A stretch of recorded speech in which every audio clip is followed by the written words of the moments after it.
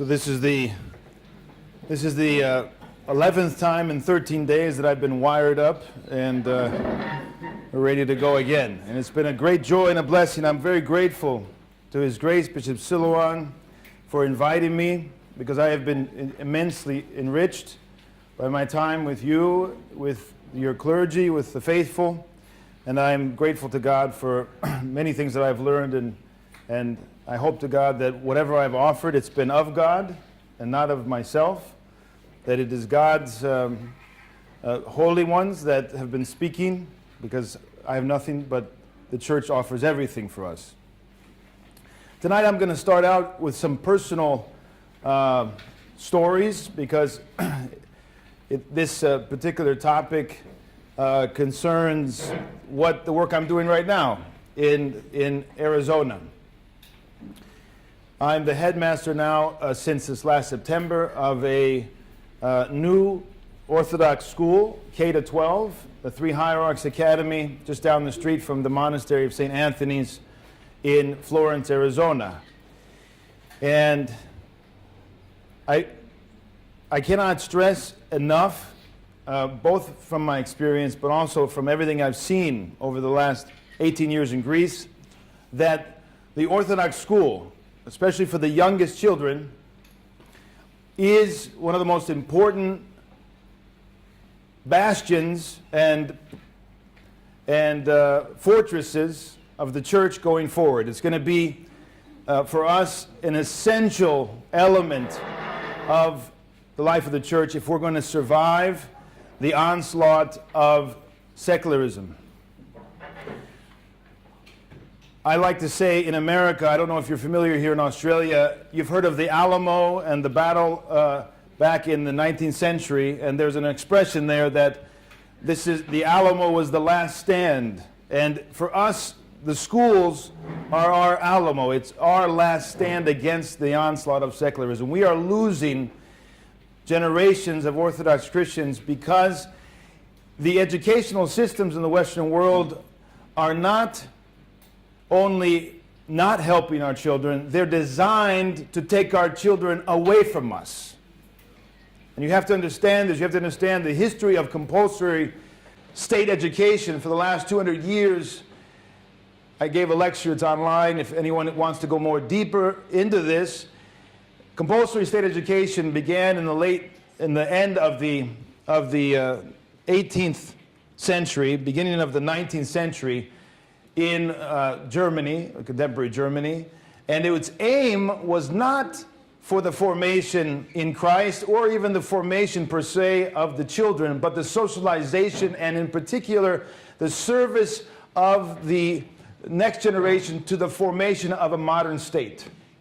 And the aim of education in the beginning had nothing to do with the classical vision of Socrates or of the trivium, the grammar stage or the logic stage or the rhetoric stage, which is the classical educational approach.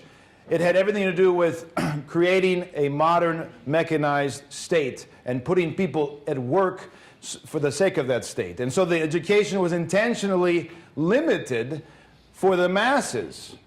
And only for the elite did they have a higher education. Over time, throughout the 19th century and early 20th century, especially with the totalitarian regimes of Mussolini, Hitler, and Lenin, you see an explosion of state education precisely for the indoctrination of the people into the socialist and communist and fascist systems. They saw it as an opportunity, again, to form and shape the masses. It was not about formation in Christ, anything but. It was the opposite. And the growth of compulsory state education is directly associated with the growth of these anti-Christian regimes. And so not only did that happen politically for political reasons, but we have a shift in contemporary education, the vision of what it's meant to do. Classically, traditionally, among Christian peoples, we have the ideal, we have the archetype, who is Christ. We have the ideal, which is to take someone and initiate them into virtue, grow them in terms of the virtue, present to them, as St. John Chrysostom says, examples of virtue. That's the main aim of education. It's not knowledge in terms of gnosis, in terms of just acquiring academic or technical knowledge. That's not the aim of education. It's the formation in the virtues, in other words, to become gods by grace ultimately in the church. And we have now at the end of the 19th century, especially in America, we have an inversion. Not just a departure, but an inversion. Because there is no common denominator in multicultural and pluralistic societies, because especially in the 19th century in America, they wanted to enculturate and assimilate masses of immigrants, they wanted an educational system which would serve that purpose. And we're very naive if we think by sending our children to the state education, we're not undermining their life in Christ. That's very clear today, I think, to everyone with all of these, the latest in a long line of departures from the Christian anthropology and the Christian vision of formation, of morphosis. It's very obvious, I think, to everyone where this is going. But it's been going on not for 10 or 20 or 30, but hundreds of years. It's a vision of man directly as a fruit of the Enlightenment. The Enlightenment, of course, was the great leap and departure away from the classical vision, the Renaissance even earlier. So we have the fruits of the Enlightenment would have been the French Revolution or the Russian Revolution or the American Revolution. And in that context, education was also formed and shaped. John Dewey, who's a famous educator in the United States, was a part of this, very influential in what they understood to be the center of education. And of course, the center of education today is the child, and egotistically so. Not that the child is going to be formed in Christ, or formed in virtue, or formed in any kind of even ancient Greek or Latin ideal, but that we're going to allow the discovery of the child. We're going to leave him to his devices. It's the inversion of the Christian vision. So we could go on for a long time. You can see the lectures I've done online. There's 2 lectures that I gave a year ago, in April in California, talking about compulsory education and where it's leading and what it's all about and where it comes from. But also there's a lecture on post-patristic theology and the vision, which is very much a part of the contemporary theological scene, which is a diversion and a departure from patristic theology, and the classical or traditional understanding of Orthodox education. So I don't want to go further in that direction, but one has to understand the immediate need for us to start Orthodox schools everywhere. And I think what's very encouraging is that without a lot of cooperation, we see that happening all over the world. I'm very encouraged today. I went to the school today, had the blessing, and saw what is in the works, and I hope it happens very quickly, and I hope everyone understands the urgency for this school to open. It is a matter of salvation for our children. It is a matter of the continuation of the gospel in the future generations, but immediately we need this. We needed it yesterday in terms of protecting our children from delusion and from immorality and all the rest. So the need is immense. In Orthodox countries, the need is immense. In Greece, for 18 years, everyone has been saying we need to open up schools run by the church and not rely on state schools, which are becoming undermined and perverted by European liberalism and Marxism. And we have responded. God has blessed this opening of this school in Arizona that I've been appointed as headmaster. I want to talk a little bit about how that started, share a little personal experience to encourage you all to continue and to work hard on opening your school. Last March, a year ago,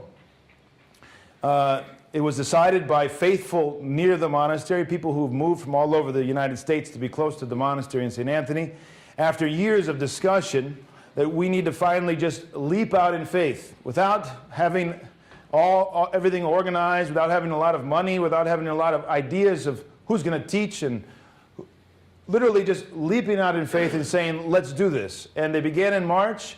They began making phone calls. They began talking to potential teachers. They had some people who were going to offer basically a home, which we transformed into a school.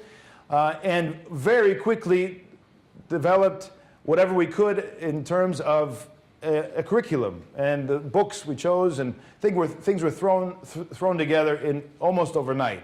Within 4 or 5 months, the school opened in September, and they were expecting, because I was at that time still in Greece. I came actually after the opening of the school. That was the earliest I could come. I had gone back to Greece for 3 or 4 months. And they opened the school with initially they thought they would have 25 students. They opened with 52. And we had a good crisis on our hands. We didn't have places to put the kids. We had 8 or 9 kids in a room the size of an office with a desk and chairs. And this house was transformed into our school, and we've been operating in crisis mode all year, trying to catch up both in terms of the infrastructure, the economics, the curriculum, and all the rest. And so there comes a time, and I would say this to the folks who are planning the school, you just got to do it. You just got to say, we're not ready. We're never going to be ready. If you think there's going to be the day where it's all going to be organized and everything's going to be perfect, you're going to be waiting for decades. You just got to start. And when you start and you leap out in faith, the Lord blesses. And so we've been making it every month economically. We've had donors come out. We've had people write us and say, we want to move there for the sake of the school. People from all over the United States and even from Greece. People who have supported us with checks and with donations from different parts of the United States. And we're moving forward step by step to create our own curriculum. And we have people writing us saying that next year they're going to enroll. And so thanks be to God, we have a new second building that we've opened for the high school kids. We have 39 in K through 6 and 13 in the high school. And we've opened now, we've carved out in one of the 2 houses that we have now, we've carved out a chapel. So we are now serving divine liturgy when I'm there every week. And this is, of course, at the center of the school. The center of the school has to be the divine liturgy, the attending of the divine services, and the prayer of the children.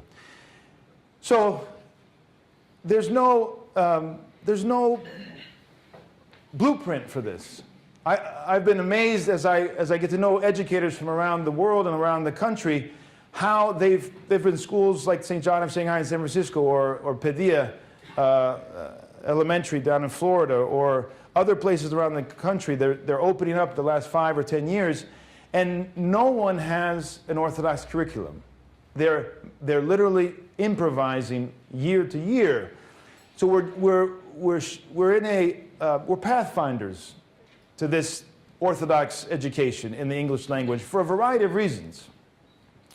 Because Orthodoxy is new in the English-speaking world, because Orthodox schools, for the most part, in traditional Orthodox countries, either were not operating for most of the 20th century and under the communist regimes, or they've been following Western models in those countries which were influenced by the Western mentality and the non-Orthodox mentality. So there's aspects of Orthodox theology, curriculum everywhere, but there's not a unified, thought-out Orthodox curriculum. And so we're having to embark on that, and we're working with people in different parts of the country. And I think we're going to be working together, I hope, with you and your educators as well. We need one another. We need to work together if we're going to make this happen.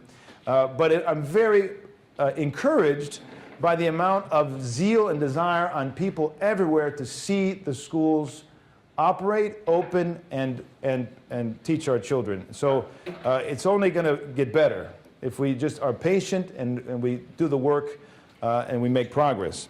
So that's a few words of introduction. I'm happy to answer more practical or personal questions after the talk. I want to present you the next two sections, a little bit about the theory and then about the practice of what I think goes into an Orthodox school. And of course, as I said, this is a work in progress. So you might talk to me in a year's time and I might have amended this.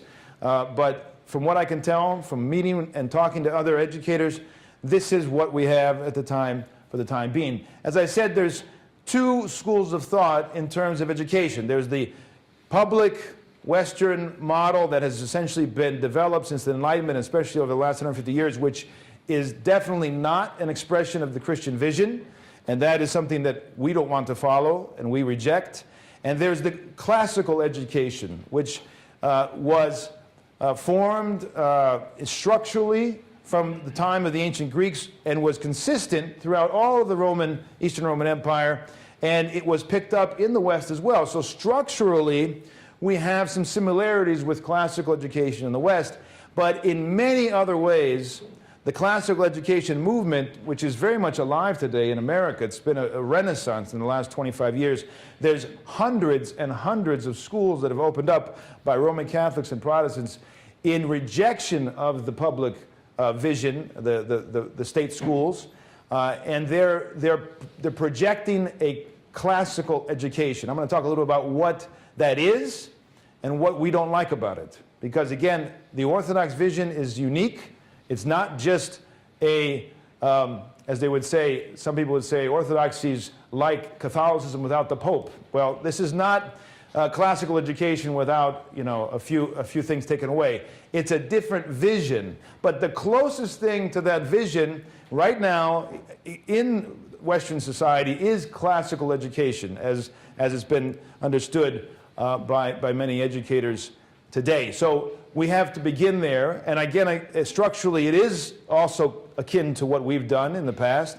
So if you went back to the 14th or the 13th century, you wanted to see how St. Gregory Palamas was educated, for instance, or even back to the early fathers, you would see that the basic structure is the same.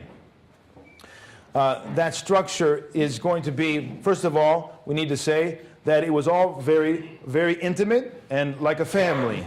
It was never this mass education that we see today. It was, if you wanted to be highly educated in the 5th, 6th, 8th, 10th, 12th century in the Roman Empire, you would have a tutor. You would probably not begin education outside of your mother and father until you were 7, 8, or 9, or even 10 years old. The tutor would have come and been paid, probably to your house, or you would have gathered together with a few other people, a handful of people around that tutor. Maybe a little bit more if there was some particular state education for the purpose of serving the state. So we do see that in the Roman Empire. We see that there was a desire on the part of the state to have people who were well educated in law and in Latin and in Greek to be able to serve the purposes of the state. But there was a very small amount of people. Most people who were educated for the 1,000 years of the Romeocini, the Roman Empire, the Orthodox Empire, were educated by the church, and they weren't highly educated. They were educated in the basics. They passed through, if the stages they would have passed through following along the lines of the ancient Greek education would have been 3 stages: grammar, logic or dialectic, and rhetoric. Those are the classic stages as you see in both East and West, and even in after the Renaissance in the West. Let me say right off the bat, so what happened? Why do we have a divergence in terms of the vision of education in the East and the West, between the Orthodox and the West? Well, the Renaissance happened. And one of the reasons why we have a classical education renaissance in the 14th, 15th century is precisely to get away from classical Christian approaches. So its origins are not necessarily Christian, but they were still seeking to educate them in the basics of the grammar, dialectic or logic, and rhetoric. They were learning Latin and they were learning Greek, and this is what it meant to be an educated person in the West. But there was small groups. There were always small groups, and it was personal, and it was a tutor, and you were learning from that tutor everything. So that's one of the first things we're trying to replicate, is that we want to keep things small. We want to keep it a family atmosphere. We want to have their children hug their teachers, take the blessing of their priests, and form enduring, lifelong friendships. We want intimate relationships with their teachers.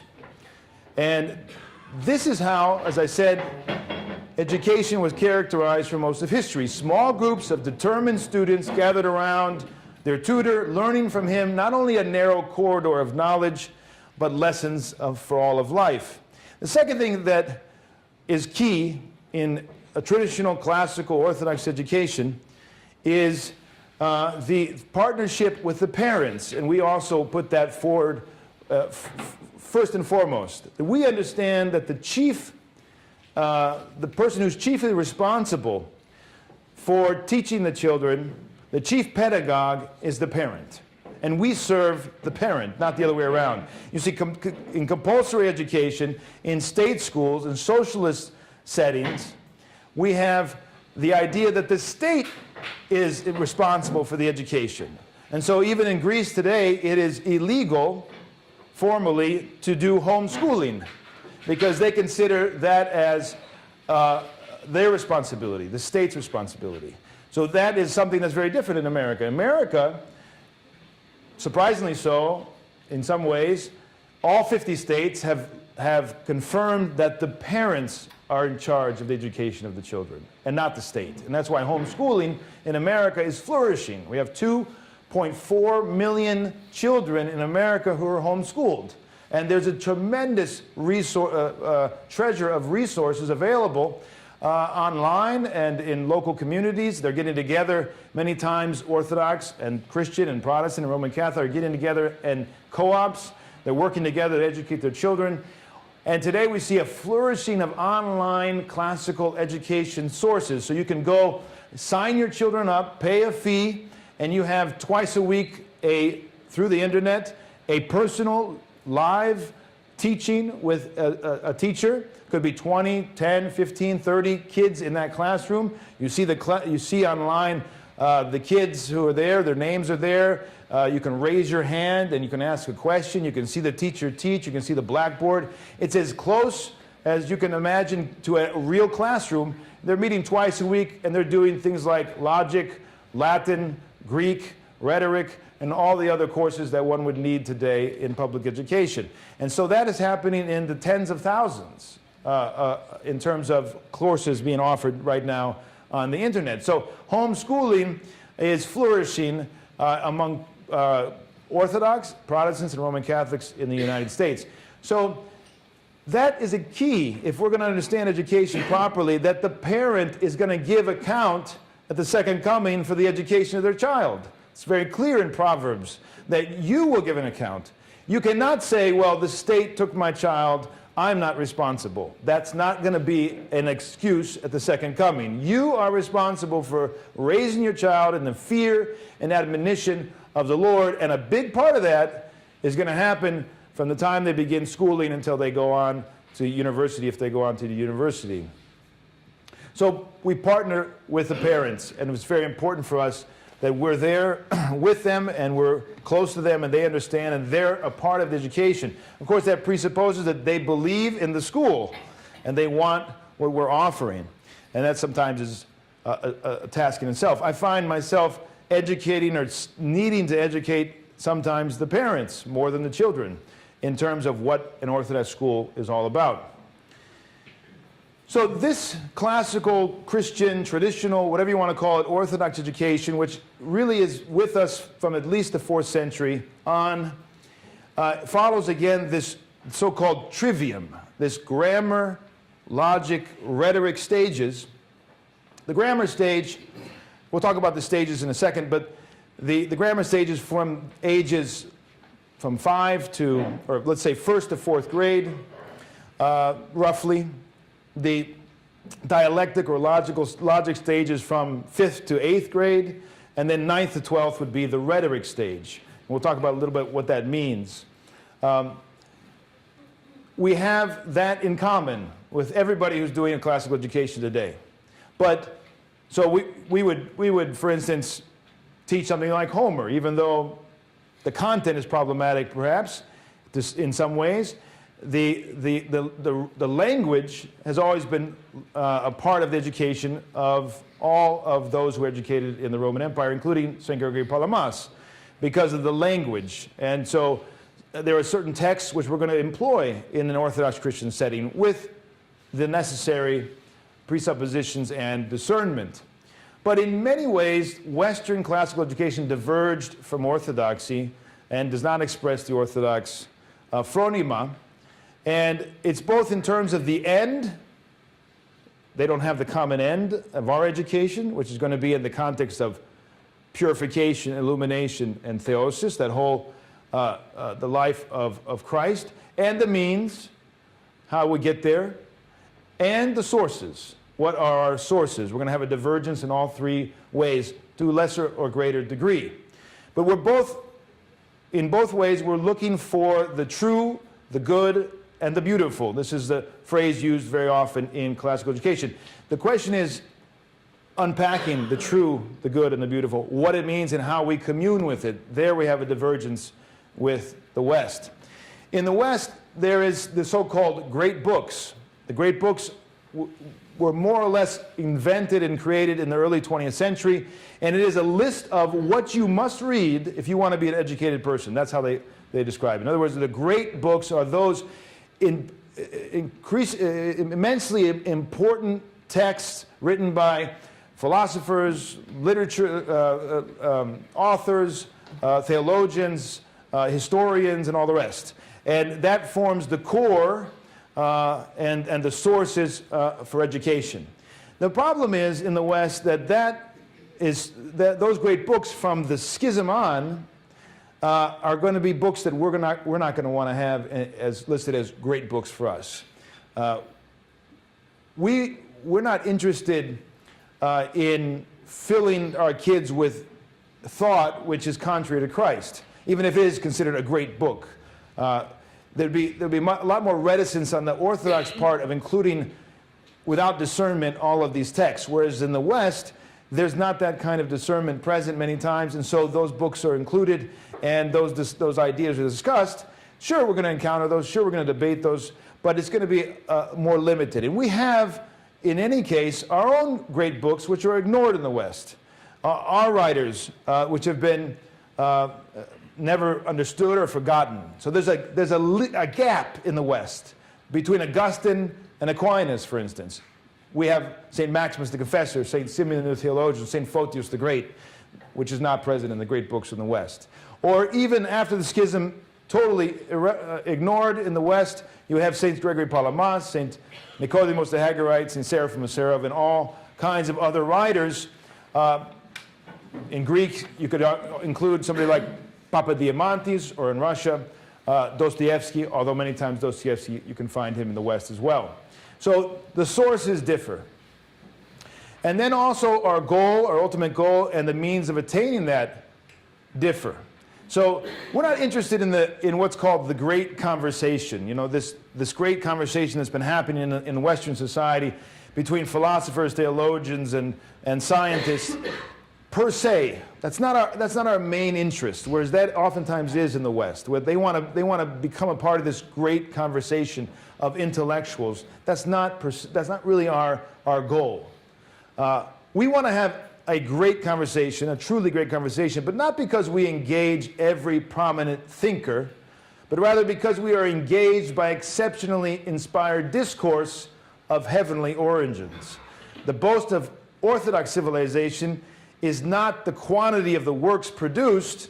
You often hear that in classical circles in the West, nor the rate by which the ideas are exchanged, but rather the quality of the communion generated and the depth of the meaning attained. That's what we're interested in. It's better to have less, but go deeper, than to have more and have confusion and have diversion from the one thing needful.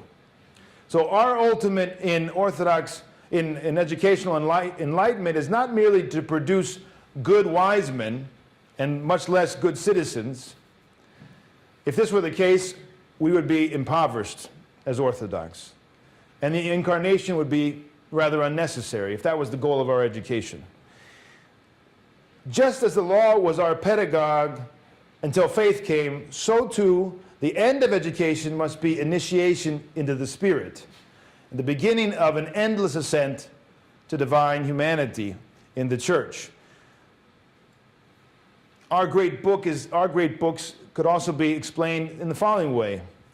We're not interested in the kind of knowledge that comes from academic research alone, but we want to be initiated into the truth in an experiential way. We want to bring forth people to the knowledge of the truth in a personal and communal way.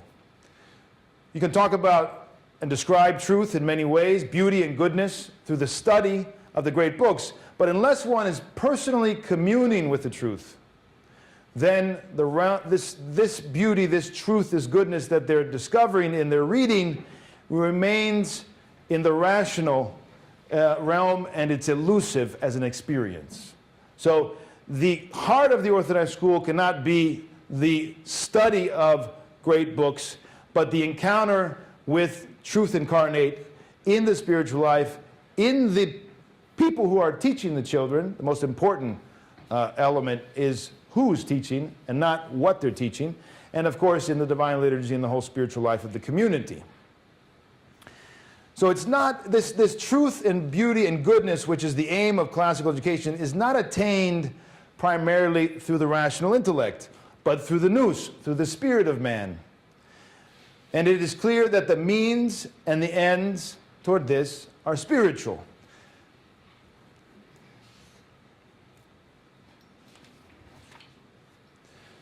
So our educational paradigm is shaped and determined by our Orthodox soteriology, what salvation is about, by our gnoseology, or our understanding of knowledge. Our Orthodox understanding of the acquisition of knowledge is not just gnosis, which is a kind of an intellectual knowledge about something, can be, but as St. Paul says in the scriptures, epignosis, which is experiential knowledge. That's the basis of that's our paradigm in terms of knowledge. And if we understand that, then we better understand the role of academic education, or the so-called liberal arts, in the Orthodox context.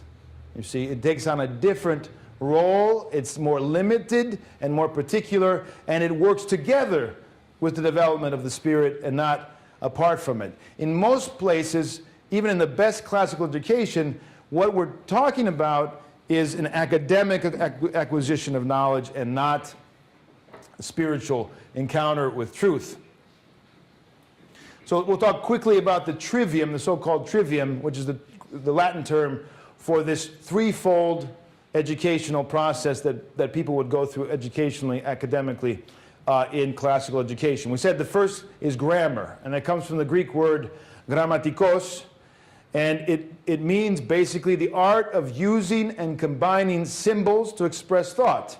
This is the building blocks of knowledge. This is why the grammar stage is the first 4 years, when kids are disposed to learning about and acquiring with numbers and with histories and with dates. This is the time period that we need to give them the raw material of education. We're not going to engage them in terms of the rational argumentation, the logic stage. We're not going to expect from them rhetoric, expressing of ideas. That's not what's going to happen in the first 4 years. We're going to give them the basics, the building blocks. They're going to be filled with that, and then when they reach a maturity, the next stage, they're going to pass from that into the art of thinking, and that's the dialectic stage. That's the logic stage.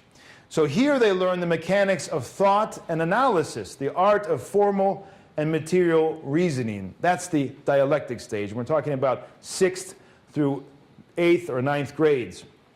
And then the rhetoric stage is the final stage in the trivium. So that's where we're getting to the high school, and now they've got the building blocks. They've honed their rational understanding, their logic, their dialectic, and it's time to express and to apply the knowledge they've acquired in order to instruct and to persuade. And this is very important in classical education. St. Gregory Palamas, if you remember from his life, when he was 18, and just before he left for the monastery, he presented in front of dignitaries in the court, and his teacher said famously, "I did not know if I was in front of Socrates or in front of my student," something like this. So the rhetoric was sign that somebody was educated. He could express himself, persuade others, and the knowledge, the understanding was then transmitted as wisdom. And this meant the person had arrived at wisdom. We could put it more simply, grammar pertains to the thing as it is symbolized. Dialectic as the thing pertains to the thing as it is known, and rhetoric to the thing as it is communicated. So it's symbols, knowledge, and communication. This is the process by which one becomes an educated human being. If we were to stop there, we would pretty much have described classical education as it's lived out and understood among the non-Orthodox. But we have to add much more, and we have to actually give the heart now. We've talked about the head and the rational intellect and its development, which is essential. But where's the heart? Where's the spirit? And here we have the threefold, let's say, trivium or threefold program of purification, illumination, and deification. If we didn't have that, the trivium is vanity. It's not salvific. It could actually puff one up and lead him into delusion. And this is the danger with academic, intellectual, rational knowledge, is that if it's not combined with spiritual ascent, with purification from the passions, with humility and all the virtues, it is working against our salvation. And so it's key that at the core of our Orthodox school, we have the spiritual trivium, or spiritual threefold process of formation.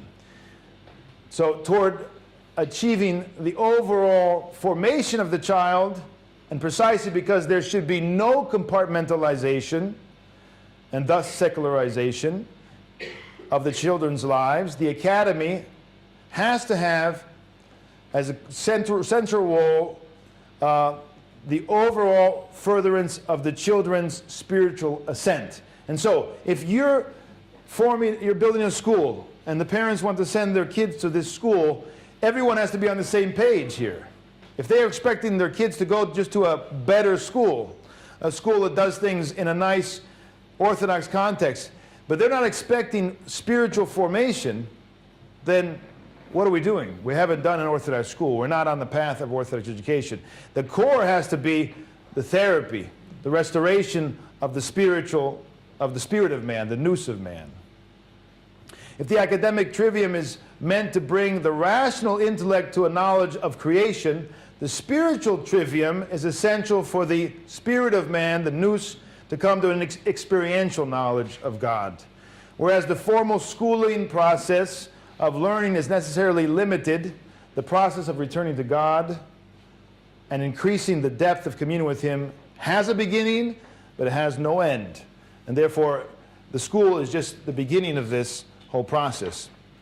So when the ultimate aim, the ultimate goal of salvation in Christ is purposefully sought in the spiritual process of purification, illumination, and glorification, then the academic trivium comes as a firm support and itself finds its fulfillment. So these two have to go together. It's like body and soul. Otherwise, you do not have an Orthodox school. What's the aim of a traditional Orthodox education? Simply put, within the Orthodox fullness and the freedom of Christ, a critical and creative thinker is in a position to decipher the zeitgeist, the spirit of the age. So we're teaching people not just what they need to know. We're not just preparing them to be a part of a system to get a job. We're teaching them how to learn and continually learn throughout their whole life. Learning how to learn. That's what's going on in Orthodox context. We're freeing them so that they can be themselves free of the shackles of this age. To throw off the shackles, to make the faith and truth of the church his own, to live for Christ with his whole mind, heart, and soul. That's the goal of an Orthodox education. It's exactly the opposite is what my experience, my understanding of state compulsory education. It's not to free them, but to enslave them and to make them a part of the system, which is the system ultimately which will serve the Antichrist at the end of the day. So we have to be very clear the goal of our school, and that is freedom from the shackles of the age, not simply preparation to serve the society which is being formed. One of the methods, the key methods in this whole process is, and I think it's an important method which has to be, let's say, baptized by the Orthodox, but it is an important method for creating creative thinkers, and that is the Socratic method. The Socratic method, which, if it's done correctly, far from encouraging, let's say, thinkers that do not have a goal, because many people think of the Socratic method as just getting together and everybody telling their opinion. Far from it. Obviously, Socrates was not about just the opinions of others, but about the truth.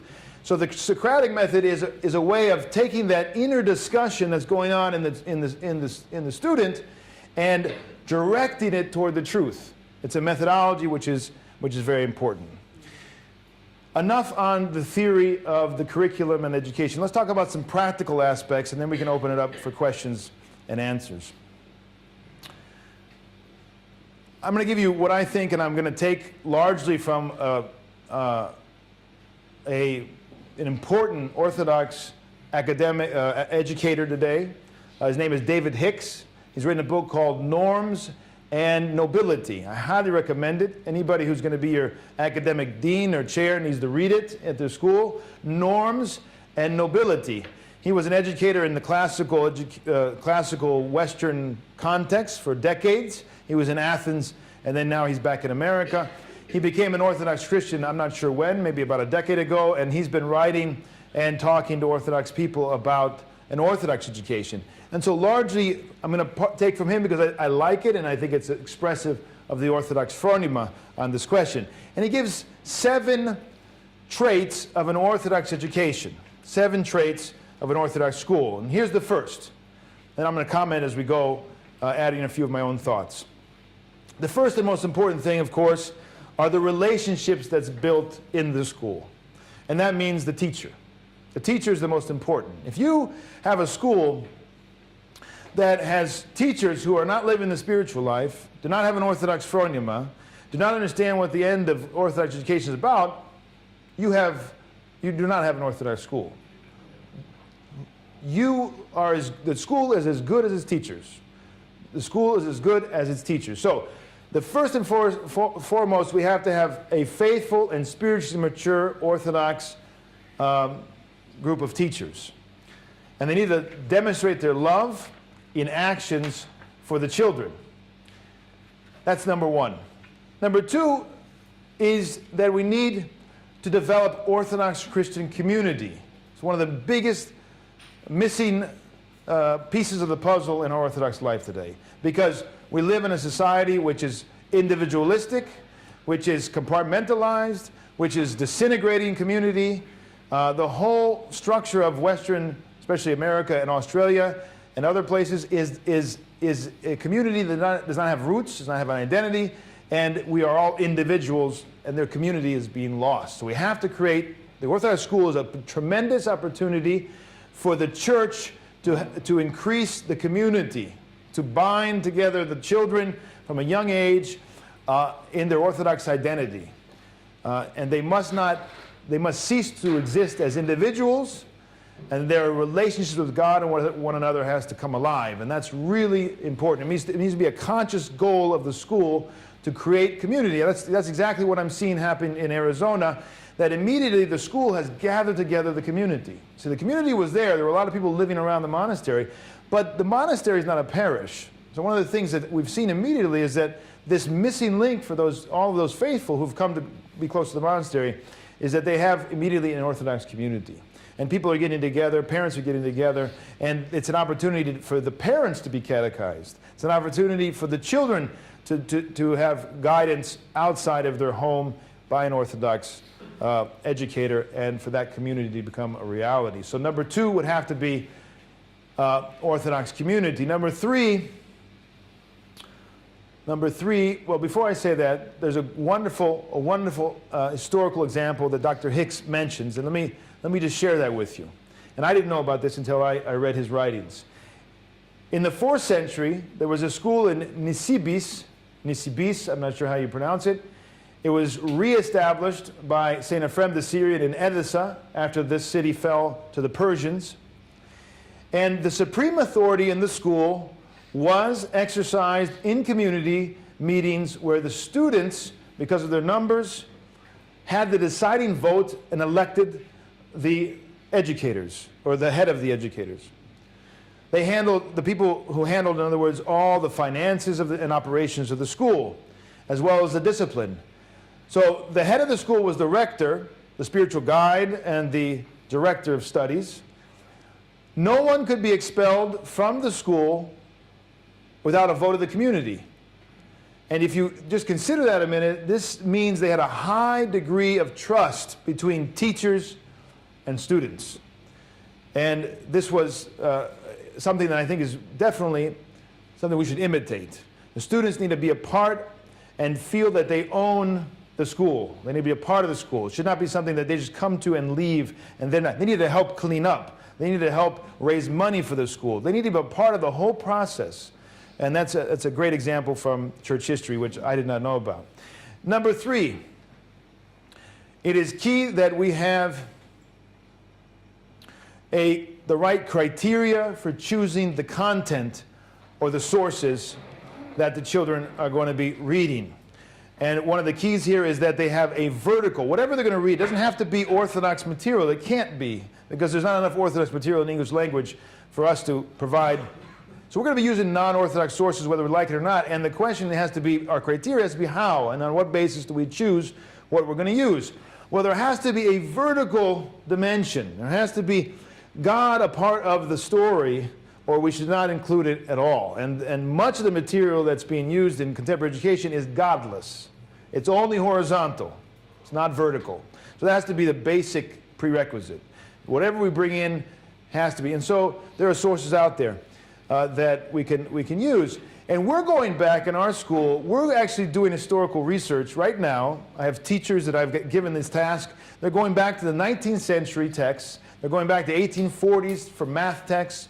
We're going back to McGuffey Readers, which was a 19th century series of educational and English texts. And we're seeing what they were doing, because we believe that after this renovation in education, especially at the end of the 19th century, we had a perversion, a distortion, and an undermining of education. So phonics, for instance, went out the window, and people became more and more illiterate. They knew how to read, but they didn't read, and they don't read today. There are many illiterate people in the 20th century, which is very strange and odd that you have people who cannot read.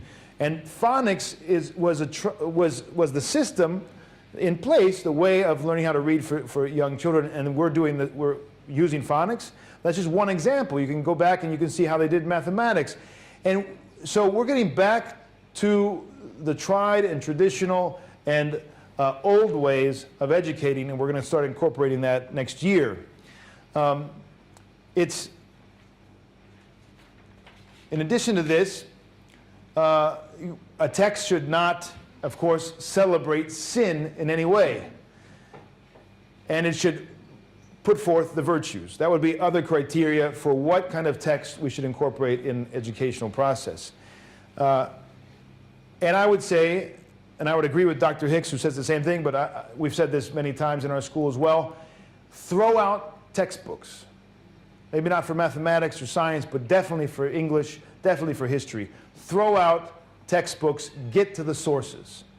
Have the children come into contact directly with sources, with the literature of the day, with the historical sources used to write the history books.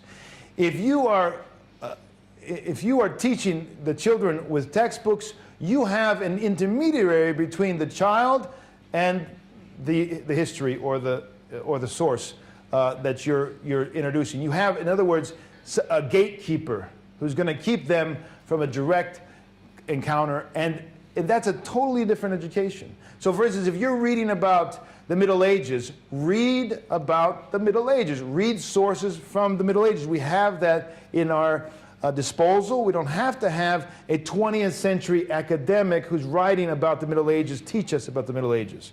We should go right to the sources. And at the very least, if there is a need for a textbook, there's plenty of good traditional Christian, heterodox, in this context, sources that we can choose that are better than what they're using in the public schools. So we have to bravely trodden the path that is not taken by the majority. Number 4, we need to be sure and know that there is no academic disadvantage to our students in failing to study the cultural sources that are filling our society today. We don't need to follow the Joneses and read what they're reading. And there's not going to be any academic problem if we do that. We can find our own sources, our own way of imparting culture and knowledge. It's not only because the works we study in Orthodox schools are more demanding, more full of meaning, richer and closer to the source, but because the most researched and data-supported educational theory declares it so. In other words, what you teach is not nearly as important as how you teach it. This is Dr. Hicks's conclusion, and I wholeheartedly agree. We focus a lot on the what, and we don't understand it's about how you teach and who is teaching. It's far more important than the what you're teaching. And the whole classical education approach, the whole traditional Christian approach could be summed up is we're interested in teaching them how to fish and not just giving them a fish to eat. And that's the very different approach to what's going on in most education today. Dr. Hicks says the following, which I like to quote. It's very good in terms of rational thinking, critical thinking, problem solving, which of course is an aim of the school. He says, we ought to have clear instructional protocols that ask all teachers to use an interrogatory method based on high-order reasoning. He says, and explains himself, the teacher needs to identify the essential questions for every lesson. So you go into a lesson, you know what to ask. That's a part of the Socratic method if you're going to get them to think deeply and to have critical thought and not just be passive receptors regurgitating what the teacher said. We don't want that. You know, most of education today is educating for the test. Most of the education is preparing somebody to take a test. This is a terrible way of educating. It undermines true love of knowledge, and it creates people who are indifferent to truth. So we want them to have critical thinking, and questions are the key. The educator has to ask the right questions. And many times, we don't want to just give them food. Here it is, here's the truth. No, they need to be troubled, they need to be challenged, they need to be provoked to think about and understand and come to the knowledge of the truth on their own, expending a lot of energy to do that. A teacher needs to do this. It needs to use differentiated strategies in instruction. It's a variety of strategies, not just one-dimensional, not just lectures, not just discussion, but a variety of things to keep education lively. Never complete a lesson without a high-order assessment. In other words, at the end, you have to bring it back and summarize and present the conclusion so we have closure and we have a clear understanding. Without this, the teacher will not build the critical thinking, complex problem-solving, high-order reasoning skills that the people need today if they're going to be free of the zeitgeist, if they're going to be also very successful in terms of their future. And they won't be faithful to the best traditions of Orthodox Christians. He says, remember, we are nurturing humans, not automatons, I should say. Creatures whom their Creator made in His own image, with reasoning minds and free wills. The conclusions that our students come to after having weighed all the evidence and heard all the arguments are those that will guide them against the intellectual fads and fancies of the world, at the same time as providing them with the critical tools to tackle any new topic or question with confidence and discernment. And yet, at the same time, and this is number 5, we have 5, 6, and 7, and then I'm going to open it up for questions. At the same time, Dr. Hicks says, we have a theology of history. We have a narrative that culminates in the Incarnation, starts with the Incarnation and culminates in the Incarnation, Passion, Resurrection, Second Coming, all of these events in time that made everything new. So we're not just wandering through history. We have the Alpha and the Omega. We understand where we're coming from, where we're going. And I would say at the center then of everything has to be that we organize the school along the church calendar, its feasts and its fasts, its saints' days, its readings from the gospel, the epistles, the lives of the saints. This is a part of our school curriculum, our school life. It ought to some extent reflect the prayers of the church. The books we study should either draw on the themes of our narrative and God's redemptive work in history. They should call attention to the shallowness and the emptiness and the depravity of the world absent God, the godless world that we live in, and the hope and the redemption in Christ. It needs to have both. You can't just talk about Christ and have a positive assessment. You do need a critique. You do need critical thinking. You do need, at times, even, I would say, this is my own addition, mockery of the absurdity of much of what is passing as civilized society today. The children need to have that protection. They need to have that critical thinking. I've introduced at the high school, for the high school kids, last semester I taught this, the Orthodox Survival course by Father Seraphim Rose, which I highly recommend you all read, as it is an assessment of the whole process of the apostasy, how we've arrived, why we've arrived, and how we've arrived at what we have in the Western world. It goes back all the way to the schism, and he explains step by step the process of dissolution of the Christian vision in the West, and it is all connected. It's not at all isolated. What we're living in the 21st century is connected all the way back to the 11th century. Father Seraphim Rose lays it out, and it's online. It's free for download. Orthodox Survival course. These were lectures he gave to young men in the 1970s, and it was a fruit of all his research that he had done before and after becoming an Orthodox Christian. That's the kind of thing that we should bring to the Orthodox school. That kind of critical thinking, that kind of Orthodox phronema and worldview which assesses everything and gives us the Alpha and the Omega. If we don't have that, then we are lost in history. We will not understand what's happening to us. We will not understand the society we live in. And if our children go out there without that understanding, they're going to be victims of this zeitgeist, of this spirit of the age that we're living through.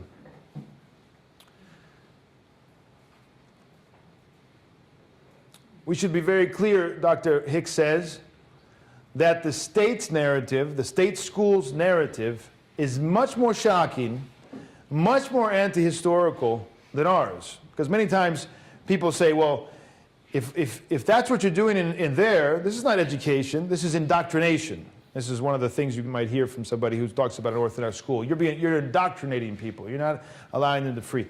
And in fact, it's just the opposite. They're getting indoctrination in the state schools. We're not more doctrinaire than the state schools, wherein religion is prescribed topic. You don't talk about God in the state schools. He's never mentioned, and of course, God as the God of history is not a part of the educational process. So we are far freer, and we actually free people from the chains. And so we should not have any kind of complex that we need to, when people accuse us of teaching doctrine and teaching a vision of the world, and as if they're not doing the same thing in the state schools. They're doing it, and they're bringing people into nihilism, hopelessness, because there's no God, and there's no end point to their life without God. The sixth point here, and then we'll quickly end with the seventh.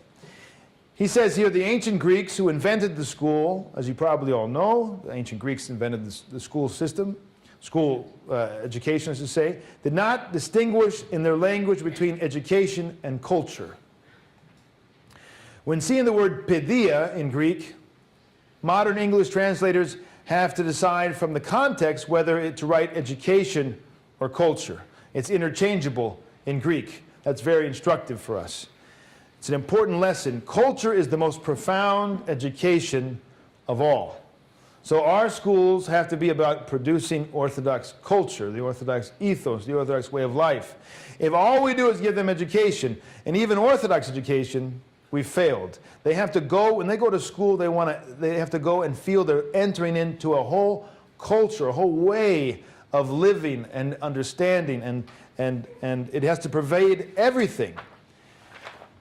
And it is perpetually indoctrinating and educating us whether we are aware of it or not. Think of the profound effects of television and video games and social media have on our children. This is the kind of culture that we're living in. All of that is educating our children. The television and everything that's going on in modern media is educating, and it's culture. And so the same thing has to happen in the Orthodox context if we're going to have any success. If we fail in that, then we're going to fail the children, because it's not going to be enough to resist the temptations of the world. The temple, of course, is the center of that, right? The worship is, of course, the center of this culture. It has to be the divine liturgy, and the worship has to be the center. So there are unique traditions in the Orthodox Church which shape our taste, our habits, and our attitudes, and that should be a part of the Orthodox school's mission. Finally, Dr. Hicks suggests, and I think this is something that would be a very practical as well as important pedagogical end. When education ends, when they're ending their time in the Orthodox school before they go on to other things, it should all be summarized. It should be a culminating course of reflection back upon all that they have learned. And ideally, the Orthodox priest or bishop or monk should be at the center of that culminating process. He should be there to guide them and make sense of and unify everything they've learned.